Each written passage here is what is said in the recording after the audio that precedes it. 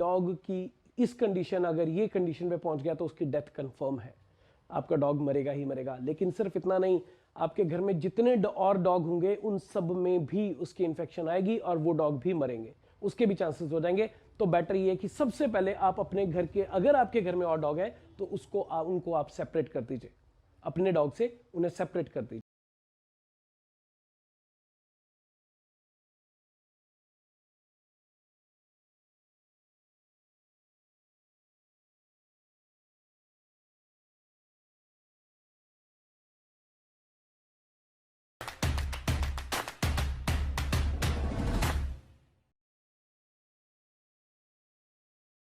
जब उसको ये नहीं समझ में आता कि हमारे डॉग को आज दौरा क्यों पड़ा, दौरा पड़ा मतलब फिट्स आए मतलब सीजर आए, किसी भी भाषा में आप कह लीजिए। ये वो सिचुएशन होती है जब डॉग अपने आप के ऊपर से, अपनेपन से, अपने खुद के ऊपर से कंट्रोल खो देता है। मींस वो थोड़ी देर के लिए फेड हो जाता है, उसको पता ही नहीं कि उसके साथ में क्या हो रहा है। ऐसा ह्यूमंस में भी होता है। उसके अलग अलग सिम्टम होते हैं, अलग अलग वजह हो सकती है। आज वो सारी की सारी वजह आपके साथ डिस्कस कर रहा हूं, वो सारे के सारे सिम्टम डिस्कस कर रहा हूं और आपको ये बताने वाला हूं कि ऐसी सिचुएशन में आपको क्या करना चाहिए और ये कितना ट्रीट किया जा सकता है, कितना क्योरेबल है, मेडिसिन कितनी देर चलेगी, यहाँ ठीक होगा भी या नहीं। मैं बादल भंडारी और मैं पिछले 26 साल से डॉग्स ब्रीड कर रहा हूं प्राउडली, और मैं बिहेवियरिस्ट हूं डॉग्स के लिए। साइन एक ड्यूटी लगा रखी है कि मैं जब भी आपके साथ में एक ब्लॉग शेयर करूं तो उसमें कुछ नॉलेज हो, नई नॉलेज हो, जो आप अपने डॉग के लिए इकट्ठा कर सकें। आपकी लाइफ में वो कभी काम आएगी जरूर। Thank you so much. जो फिट्स है उसमें हमारा जो डॉग है वो बिल्कुल नॉर्मल एक्टिविटी कर रहा है, लेकिन वो एकदम से with in a fraction of second वो फेड हो जाता है। उसके जो आंखों की पुतली है वो घूम जाती है, उसके जो दांत हैं वो जोर से खटखटाना शुरू हो जाते हैं, जैसे सर्दी लगने पे दांत कपकपाते हैं छोटे बच्चों के या बड़ों के भी, उस तरह से उसके दांत कपकपाना शुरू हो जाते हैं और उसके मुंह से झाग आना शुरू हो जाती है। झाग आना, दांत कपकपाना, 2 पॉइंट हो गए। तीसरा, उसकी जो लेग्स हैं वो जोर जोर से हिलाना शुरू कर देता है, जैसे वो रनिंग करने की कोशिश कर रहा है और डॉग आपका नीचे जमीन पे गिर चुका है, जमीन पे लेटा हुआ है। और समटाइम्स उसका यूरिन भी बीच में निकल जाता है, समटाइम्स वो स्टूल भी बीच में कर देता है। घर वाले बहुत परेशान होते हैं, उनको समझ में नहीं आता क्या ये हार्ट अटैक हो गया या हमारा डॉग सर्वाइव करेगा या नहीं। लेकिन 1-1.5 मिनट में ही डॉग फिर से नॉर्मल उठ के खड़ा हो जाता है और वो बिल्कुल नॉर्मल हो जाता है। 10-15 मिनट में वो बिल्कुल नॉर्मल हो जाएगा, उसे याद भी नहीं होगा कि ये ऐसा हुआ था। और जो ऑनर है, पेट ऑनर, वो परेशानी में होता है कि अक्सर ये हुआ क्यों मेरे डॉग के साथ में। सबसे पहले जो बेसिक रीजन हो सकता है वो है एपिलेप्सी। एपिलेप्सी यानी मिर्गी, ह्यूमंस में भी होता है, नर्वाइन डिसऑर्डर है। इसके लिए, एपिलेप्सी के लिए आप अपने डॉक्टर को कंसल्ट कर सकते हैं। पैनिक होने वाली बात नहीं है। एपिलेप्सी में जो फिट्स आते हैं, जो सीजर आते हैं, वो रोज रोज नहीं आते। जैसे एक बार आज आ गया तो महीना 1.5 महीना दोबारा नहीं आएगा, आप भी उस चीज को भूल जाएंगे कि ये बीमार हुआ था। आप सोचेंगे एक बार ही हुआ था, ठीक हो गया, वो दोबारा 1-1.5 महीने बाद फिर से रिएक्टर हो जाएगा, फिर 15-20 दिन बाद, महीने में एक बार रिएक्टर हो जाएगा। एपिलेप्सी जो है वो आहिस्ता आहिस्ता करके बढ़ती है और उसको डेफिनेटली क्योर किया जा सकता है, उसकी ट्रीटमेंट हो सकती है। बेस्ट अगर चाहते हैं तो उसके लिए होम्योपैथी मेडिसिन ले लीजिए। आपके डॉग के लिए वो ना तो उसके ऑर्गन्स पे इल इफेक्ट करेगी और आपका डॉग जो है एक बार दिन में डोज दी जाए तो वो काफी देर तक बढ़िया रहेगा। कुछ महीने कंटिन्यू करिए, उसके बाद में 1-2 दिन के गैप में भी आप दे सकते हैं। एपिलेप्सी एक रीजन फिट्स का। दूसरा रीजन हो सकता है डिस्टेंपर।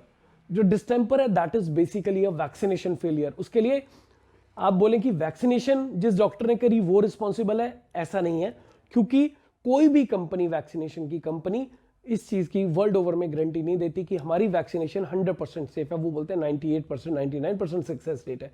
और अगर हमारी खराब किस्मत होगी तो 1% या 2% में जो है हमारा डॉग हो सकता है। एक रीजन।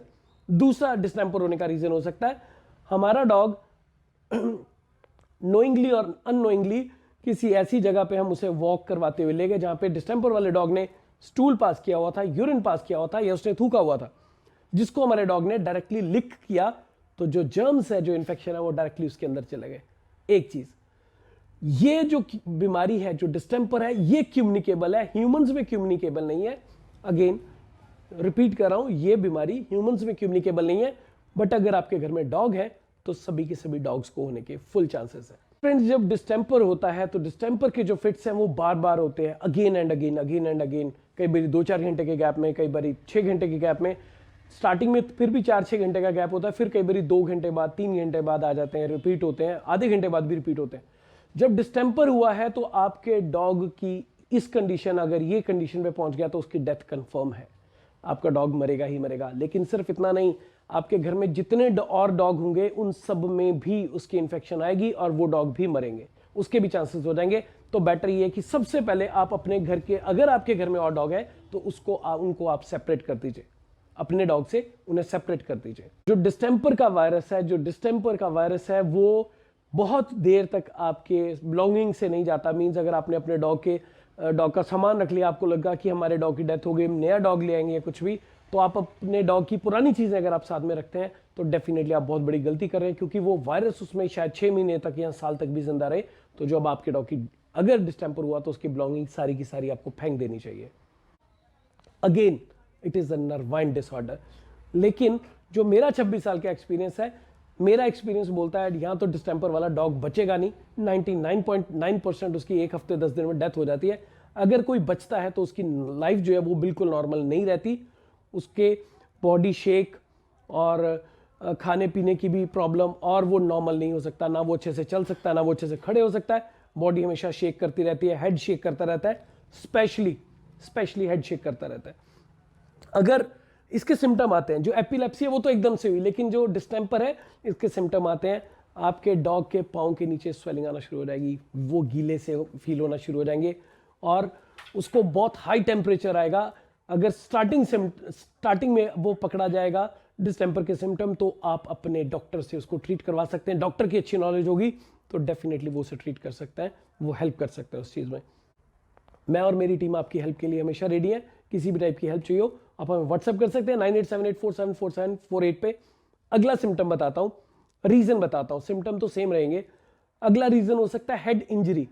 कभी डॉग खेलता हुआ दौड़ता हुआ दरवाजे में जोर से जाके टकरा गया, उसके हेड में इंजरी हो गई और हमने नॉर्मली देखा अच्छा ठीक है नॉर्मल लग रहा है, समटाइम्स क्लॉट हो जाता है। जब वो क्लॉट मूव करके ब्रेन के पास जाएगा तो भी ये प्रॉब्लम आ सकती है, स्ट्रोक टाइप आता है, राइट। इंजरी इसके लिए रीजन हो सकती है, दरवाजा भी रीजन हो सकता है, सीढ़ियों में भी कभी चोट लग सकती है, कई बार स्कूटर से या गाड़ी से भी एक्सीडेंट हो जाता है। इसलिए हमें अपने डॉग को कंट्रोल में रखना, संभाल के रखना बहुत इंपॉर्टेंट है। फोर्थ रीजन हो सकता है डिवर्मिंग। अगर आपने अपने डॉग की डिवर्मिंग प्रॉपरली नहीं करी, अगर आप उसे टाइम टू टाइम डिवर्म नहीं करते तो वो बहुत बड़ा इश्यू हो सकता है। बहुत बारी मेरे पास में लोग आते हैं या लोग हमसे गाइडेंस लेते हैं, उनको पूछो आपने डिवर्मिंग की, सर वो क्या होता है। आज की डेट में भी मैं हैरान हूं, लोगों की इसके बारे में अवेयरनेस नहीं है, लोगों को पता ही नहीं कि डिवर्मिंग क्या है और क्यों है।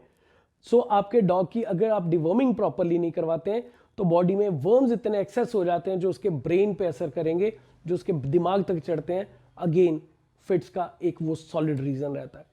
एक और रीजन हो सकता है, फिफ्थ रीजन, उसका किडनी डिसऑर्डर हो सकता है। अगर किडनी प्रॉपर फंक्शनिंग नहीं कर रही तो भी फिट्स आ रहे हैं। अगर आपके डॉग की किडनी की ट्रीटमेंट चल रही है और उसे फिट्स आते हैं तो वो आप उसे रिलेट करके देख सकते हैं। अगर आपके डॉग के लिवर के इश्यू चल रहे हैं, लिवर प्रॉपर फंक्शन नहीं कर रहा तो भी फिट्स आते हैं, तो भी फिट्स आने के चांस रहते हैं। लेकिन ये जो चीजें हैं, जब किडनी ठीक होगी तो किडनी वाले फिट्स चले जाएंगे, लिवर ठीक होगा तो लिवर वाले फिट्स चले जाएंगे। आप डिवर्मिंग प्रॉपरली कर लेंगे बॉडी की, डॉक्टर से कंसल्ट करके डोजेज और वो सब चीज, कौन सा सॉल्ट यूज होना चाहिए, ये सब चीज, तो डेफिनेटली डिवर्मिंग वाले इफेक्ट्स भी चले जाएंगे। लेकिन डिस्टेंपर वाले नहीं जाते हैं। डिस्टेंपर वाला अगर डॉग सर्वाइव करेगा तो उसका हेड शेक करता रहेगा, हमेशा हेड शेक करता रहता है। डियर फ्रेंड्स, सेवंथ रीजन रहेगा एनीमिया। एनीमिया यानी अगर हमारे डॉग की बॉडी में खून की कमी हो जाएगी तो भी डॉग को फिट्स आने के चांसेस बहुत ज्यादा हो जाते हैं, क्योंकि जो ब्रेन है, ब्रेन काम करता है ऑक्सीजन से और वो ऑक्सीजन उसको मिलती है ब्लड के सर्कुलेशन के थ्रू। अगर जिस बॉडी में ब्लड कम है, ब्लड प्रॉपर नहीं है, तो डेफिनेटली दिमाग को प्रॉपर काम करने में हेल्प नहीं मिलेगी, वेन्स जो है वीक हो जाएंगी, नर्वाइन सिस्टम डिसऑर्डर हो जाएगा। अगेन जो फिट्स है वो नर्वाइन सिस्टम का ही डिसऑर्डर होने का ही एक वो क्लियर कट रहता है। फिर इलेक्ट्रोलाइट्स अगर इनबैलेंस है डॉग की बॉडी के, मींस अगर वो डिहाइड्रेटेड हो गया या उसके इलेक्ट्रोलाइट्स ऊपर नीचे हो गए, बढ़ गए, घट गए किसी वजह से, खास करके ये चीजें तब होती हैं जब अगेन किडनी प्रॉपर फंक्शन नहीं कर रही, लिवर प्रॉपर फंक्शन नहीं कर रहा, तो फिर से फिट्स आने के चांसेस हो जाते हैं। सो आप अपने डॉग को बिल्कुल सेफ रख सकते हैं। जिन चीज़ों के लिए हम सेफ रख सकते हैं जो हमारे हाथ में है, उनमें है हम अपने डॉग की प्रॉपर वैक्सीनेशन करवा के रखें डिस्टेंपर के अगेंस्ट, जैसे 9-in-1 या 11-in-1 लगवा के रखें। आप उसकी टाइम टू टाइम डिवॉर्मिंग कीजिए, आप उसका ख्याल रखिए, उसे गंदी जगह घुमाने मत लेके जाइए और उसको बहुत सारा प्यार दीजिए, बहुत सारी केयर कीजिए उसकी, और कुछ भी ओवर ईटिंग नहीं करवाना। Excess of everything is bad. आज का जो वीडियो था सिर्फ और सिर्फ नॉलेज बेस्ड था, सिर्फ और सिर्फ प्रॉब्लम और उसके सोल्यूशन के बारे में मैंने बात की। आई होप ये जो वीडियो है ये आपको पसंद आया होगा। अगर पसंद आया तो प्लीज इसे लाइक कीजिए। अगर चैनल को सब्सक्राइब नहीं किया तो सब्सक्राइब करना मत भूलिएगा, ताकि आप किसी भी इंपॉर्टेंट टॉपिक पे वीडियो मिस ना करें। हमारे ऐसे वीडियोस लगातार आते रहेंगे। आप कौन से टॉपिक पे वीडियो देखना चाहते हैं कमेंट करके जरूर बताइएगा, सो दैट हम आपकी डिमांड को, आपकी ख्वाहिश को पूरा कर सके। साइन दिया करेंगे मुझ पे, आप पे, सारी दुनिया के फर बेबीज पे। Thank you so much, love you all, bye bye.